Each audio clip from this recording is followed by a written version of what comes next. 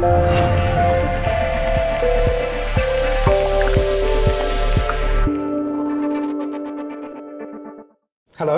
I'm Justin Bonds from Cyber Capital. I'm here at Bitcoin Wednesday interviewing the developer of Byteball, Tony. Welcome to Amsterdam. Hello. Hi.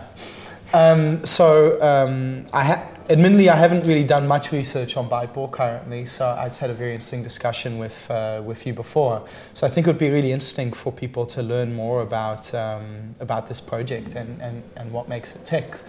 One of the first things that I think would be interesting for people to understand is the consensus algorithm. Like, how does this work? How is this different to other systems? Like, I'm aware that Byteball uses a DAG, similar to IOTA, and Byteball was actually the first project to also use a DAG, and I understand now you also worked on this independently as well, which I think is fantastic.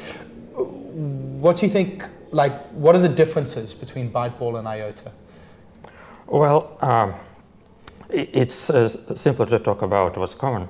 The one thing in common is that both IOTA and Byteball are based on DAG, and virtually all the rest is different. The consensus algorithm is different. The capabilities of the network are different. For example, in Byteball you have smart contracts. You can make conditional payments. You can issue new tokens, run ICOs on top of the platform, and all these cool features and private transactions in black bytes. This is and the consensus algorithm that is quite new in crypto. That is based on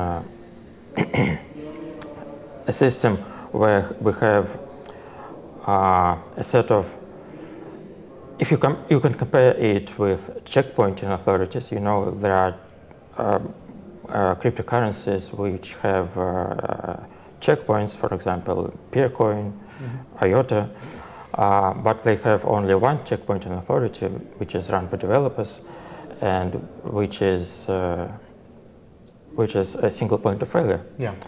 Well, and in Byteball we have a DAG system where order of transactions is established by looking at the transactions posted by a number of trusted users. We call them witnesses, which act like checkpointing authorities, and we build order of transactions by looking at the order of these trusted users, and this is how when we have the order of transactions, we can resolve double spends, which is the major problem of every consensus algorithm, to reliably resolve double spends without partitioning the network. Okay. So how many witnesses are there in the 12 witnesses. 12 witnesses. So who runs these witnesses now? Well, at the moment, all the witnesses are controlled by me. Okay. So it is, at this moment, it is centralized. It has a single point of failure. Same as IOTA currently as well, right? Yes. But in the future, these witnesses will be taken over by other trusted users, companies who, well, they're required only to post their transactions into the DAG, to do it consistently and to do it in order. They should post transactions one after another without ever forking the path of their transactions. That's basically all that is required from them. Yes, I want to give control over these witnesses to other companies to make the system more decentralized. So how would that happen? Like, how would I become a witness, for instance? Like, if you maybe could help explain that process so we can better understand how the system works. Well, if you are a trusted person or company with good reputation and with some stake in the real world, not necessarily in Byteball. You should have something to lose in case you misbehave. This is something that you sort of stake on your position of being a witness. And if users trust that you will act as a witness is expected to act, they can change the witness lists in the transactions that they post. And this happens with other users. This happens also with the current witnesses. They agree with the change. And if this happens, you become a recognized witness. And so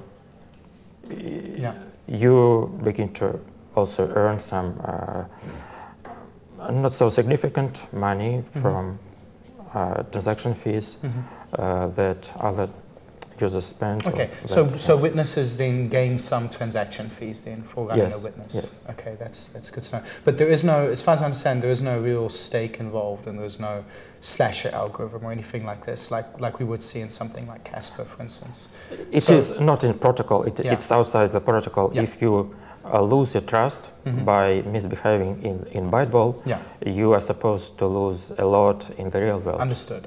And this is why, ideally, as we see the system decentralized more, we would expect to see institutions or trusted parties running these witnesses, and they would only be able to run a witness if they had enough to lose, essentially, if they broke that trust. So that's much more a social mechanism as opposed to a protocol mechanism then, which is... It gives it a broader base, not just in the internal economy, but in the economy as a whole. That's fascinating. And not only material, what they could lose, could lose reputation, whatever. Yeah, understood. And I understand that every time a transaction is made, that there is a witness list in that transaction then. Yes. Yeah, and you can only change one witness at a time as well, is another aspect that I understand of this system. Yes, in the DAG system you have child-parent transactions, and when you post a new transaction, you can change only one witness at a time relative to parents, and really relative to a set of grandparents up to some death. So it is, you have very limited room about changing the witness lists quickly. You can do it. But it can change gradually over time, and I suppose that's the idea about limiting that as well, which makes a lot of sense. And in regards to Byteball being centralized now, I've always said that all cryptocurrencies start out centralized. Even Bitcoin, even Ethereum started out in the mind of an individual. So I feel often it's quite justified for networks to bootstrap themselves initially like this. So I'll be very curious to see, to see the system become more decentralized by adding witnesses. But I understand that today, currently, you still control all of the witnesses in Byteball. Yes. Yeah, which still makes it essentially a permission system. But I could definitely see it moving away from that model towards a more distributed setup. But still, I mean, you are still essentially still relying on trusted third parties then in such a system. I mean, you have a type of game theory set up and a type of balance of power, and there's things people can lose. But in that sense, it doesn't seem too dissimilar to what Ripple is planning to do, for instance, where in Ripple, they would give certain key institutions the permission to run these nodes. So that to me seems very similar to what Byteball is doing. Yes, it's similar. It's a good comparison then? Okay. But I think, well, in Ripple, they give the Ripple Corporation, they give control. They decide who decides who is trusted. In Byteball, users can change it. Users? That confused me a bit because I thought it was only witnesses that can determine other witnesses, right? Yes. It's not users, because I would say a witness is not the same as a user here. Well, witness is supposed not only to, it is expected not only to post their transactions serially, to have reliable timestamps, but also to be, to listen to what users say. Right. And if users say that some of their colleagues, other witnesses, doesn't deserve so much trust anymore and should be replaced by somebody else, the witnesses should listen to users and act accordingly. Right, but that can get complicated, of course. You know, trying to understand what the will is of the majority is a challenge in these systems when it's not happening on the protocol layer. Yes, it's outside the protocol. It's somewhat similar to politics, to that type of thing. Sure. It's like elections. Yeah, I mean, it's not like we're escaping these type of politics and other blockchains either. So we're not trying to escape. It makes sense. It's quite familiar. We know how to navigate the system. Yeah. And we can use it. Yeah. We can use our experience, our knowledge that we earned in this system. We can transfer it to the new system. No, absolutely. It seems very pragmatic to me. So what are some of the advantages of Byteballs over other, say, more blockchain-based systems? Well, the main advantages are not in the DAG technology, really, but in the smart contracts, the easy-to-use smart contracts that allow you to make very easy-to-use conditional payments. When you send a payment and you say that the recipient receives this payment only after some conditions are met. This makes your transactions safe, even if the other party is completely unknown to you, even if he is anonymous. So it gives you the freedom to transact safely with virtually anybody, without reputations and without the expense of the legal system, of the courts, and so on. So it is a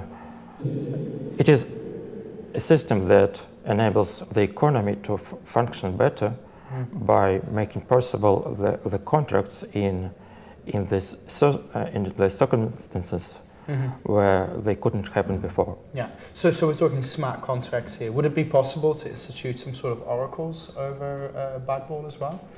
Yes. We most of the contracts, they rely on data that is provided by oracles. Oh, okay, interesting. So how does the oracle system? Are the witnesses then the oracles in this case, or?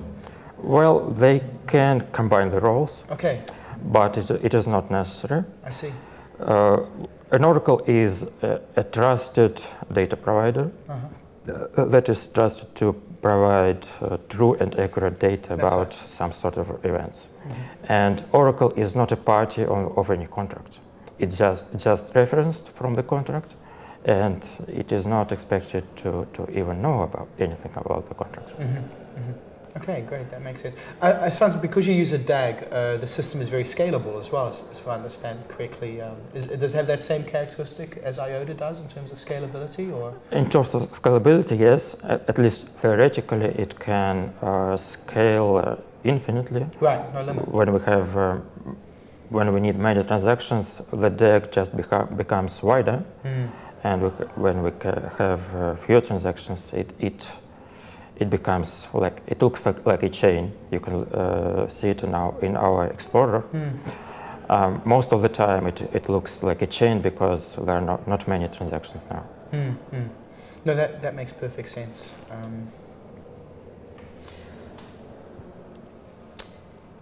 Interesting. So is it anonymous as well? Like, I think IOTA has some characteristics there as well in terms of anonymity, or? Well, the access to the system is not limited. You can be anybody to join the system. Yes, it is not required to any KYC or whatever. So it's anonymous in the same way that Bitcoin is anonymous. Yes, then? yes, Okay. yes. So pseudonymous, I suppose, technically. Also, is there like at scale, how many witnesses would you expect there to be with such a system? Well, there is the number of 12 witnesses is in the protocol. Oh, I see. So that's hard-coded then, so to yes. speak. So okay. The number of witnesses is constant. Just who is the witness can change all the time. Right. But that seems like we have delegated proof-of-stake systems, for instance, where we'd have 100 delegates. Like the witness has some similarities here with a type of delegate. Yes, there is a similarity. Yeah, yes. yeah, exactly. But that seems like only 12 witnesses seems like a very small amount. Like, you don't think that's vulnerable to attack potentially? You know, because I mean that means there's only 12. If I could attack these 12 witnesses, if I could take all 12 down, I mean, doesn't that then break Byteball in this case? Well, in fact, it's actually very difficult to bring down 12 well-protected nodes at the same time. Right. It is possible to do it one at a time, but all of them at the same time, it just seems... well, we have two-factor authentication. You are familiar with that. Yeah. And it works fairly well because breaking two protection factors at the same time seems very hard to do. But I mean, comparatively, it still seems a lot weaker compared to other systems, whereas with a delegated proof-of-stake system, I'd have to attack 100 delegates. Under, say, Bitcoin, I would have to attack, say, the 20 pools, and then obviously I have to attack much more. I have to attack the thousands of miners behind those 20 pools, obviously. Or something like with Ethereum, with bonded validators, I think they have an estimate of something like 6,000 nodes. Like these systems, you know, in comparison at least, seem a lot more resilient. I mean, I understand you can make the argument it's resilient enough, and that could well be true. So, well, there is also another factor. Since witnesses are selected by users, should know who are their witnesses, and in practice, it would be unreasonable to expect from users that they can know 100 well-respected, reputable users and follow this list. So 12 seems like a good compromise between a large enough number to be protected from attacks and small enough for users, for humans, to manage this list. Yeah, that makes a lot of sense. That seems rather pragmatic to me as well. I do appreciate that. I feel we often have too much extremism in this space. You know, when people often talk in absolutes and these sort of things. What I found very curious about Byteball was the initial distribution. There was no ICO. You basically did an airdrop based on BTC balances, as far as I understand it. Why did you decide to do it this way? It is definitely unconventional nowadays. Yes, it is quite unconventional. And the purpose was quite simple. Since it is a network, the value of the network is in the interactions between users. And the more users, the more interactions. Actually, the n squared, if n is the number of users, n squared is the number of interactions possible between them. And we need to make the network large in order to be valuable. So that's why I decided to keep the barriers to entry as low as possible and allow anybody who has some bitcoins to join and be part of this network. The downside of this, of course, is that it must be hard to compete without all of that funding these other projects have. I mean, they've got big marketing budgets and they can bring on a lot of developers. How many people are working on Byteball now? We have 3 people, 3 developers, and also one man who is responsible for business development. It is not a large team, but I don't think we need a very large team. In fact, we achieved quite a lot with this small team. If you look what we had just 1 year ago and now, there's huge difference what we made with this small team. That's great. That's great. I have always been skeptical of why these software projects need more than $100 million for development. They don't need it at all. You just need a few very passionate and smart people, I think, to technologically at least, to really make such a project work. That is fascinating stuff. I think we have a decent understanding now of how these witnesses function within such a system. I'm fairly happy about that. I'm curious about these smart contracts that you mentioned before. Are they Turing complete smart contracts? Are they more limited? They're not Turing complete. Okay. They're designed. Well, the smart contracts users are familiar with are Ethereum smart contracts. That's right. Which are designed around computer code. The smart contracts in Byteball, they go from a different concept at all.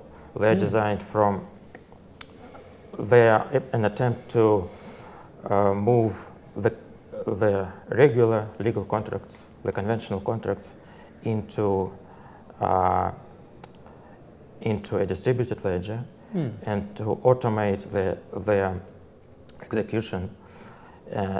This is what makes them smart. So they're not Turing complete. They are just simple constraints that say who is allowed to spend the money locked on the contract and when. So if we make a contract, the contract says that on this condition I can spend it, on another condition you can spend it. It's similar to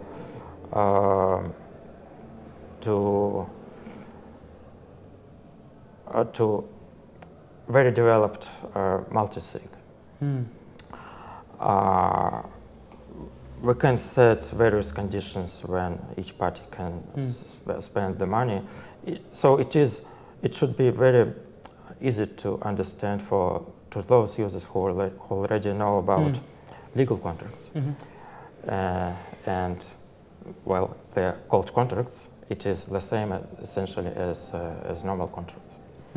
Oh, that sounds very interesting, actually. I think as well, I think the most used smart contract on Ethereum currently is a multi-signature, as far as I understand it as well. So I think that makes a lot of sense. So who could you see using this system, and like why, when, you know, compared to the competition out there, like why would they use Byteball over alternative cryptocurrencies? Well, most other currencies are, well, if you compare, for example, Byteball and Bitcoin, with Bitcoin